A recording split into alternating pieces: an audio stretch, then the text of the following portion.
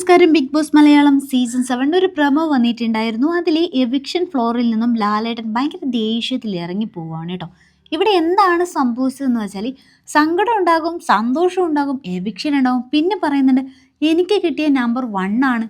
പിന്നെ പറയുന്നുണ്ട് നൂറ, അനുമോൾ, ബാക്കിയുള്ളവരാരും ഇവിടെ കളിക്കാൻ വന്നതല്ലേ, പിന്നെ ഒരു കാര്യം ചെയ്യ്, ബാക്കിയുള്ളത് നിങ്ങൾ തന്നെ ഇവിടെ തീരുമാനിച്ചോളൂ എന്ന് പറഞ്ഞിട്ടാണ് അവിടെ നിന്ന് ഇറങ്ങിപ്പോകുന്നത്. എനിക്ക് തോന്നുന്നു ഇനി ലാലേട്ടൻ ഈ വീക്കിൽ വരാൻ സാധ്യതയില്ല എന്ന്. കാരണം മുൻപും ഇതുപോലെ കഴിഞ്ഞ സീസണിലൊക്കെ ലാലേട്ടൻ ഇറങ്ങി പോയിട്ടുണ്ട്. ആ സമയത്തൊക്കെ ആ ഒരാഴ്ച നമ്മുടെ ബിഗ് ബോസിന് ഫ്ലോറിൽ ഒരുപാട് കാര്യങ്ങളൊക്കെ നടക്കുകയൊക്കെ ചെയ്തിട്ടുണ്ട് കേട്ടോ. ഇവിടെയും ലാസ്റ്റ് ഡയലോഗ് ബിഗ് ബോസ് തന്നെ തീരുമാനിച്ചോളൂ എന്ന് പറഞ്ഞിട്ടാണ് ലാലേട്ടൻ പോകുന്നത്. ഇവിടെ അനുമോളും മാലയൊക്കെ പിടിച്ചു നിൽക്കുന്നുണ്ട്, നൂറ് അങ്ങോട്ടും ഇങ്ങോട്ടൊക്കെ നടക്കുന്നുണ്ട്. ഈ ഒരു സന്ദർഭത്തിലാണ് ഇങ്ങനെ ഒരു സംഭാഷണം ലാലേട്ടൻ്റെ അടുത്ത് നിന്ന് ഉണ്ടാവുകയും ചെയ്യുന്നുണ്ട്. ആ സമയം ലാലേട്ടൻ അവിടെ നിന്ന് ഇറങ്ങി പോവുകയും ചെയ്യുന്നുണ്ട്.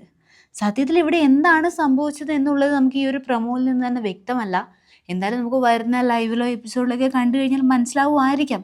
കാരണം ലാലേട്ടൻ ഇത്രമാത്രം ദേഷ്യപ്പെട്ടിട്ട് ഇവിടുന്ന് ഇറങ്ങി പോകാനുള്ള സാഹചര്യം എന്താണെന്നുള്ളത് നമുക്ക് എന്തായാലും ബാക്കി കാര്യങ്ങൾ കണ്ട് തന്നെ മനസ്സിലാക്കാം കേട്ടോ.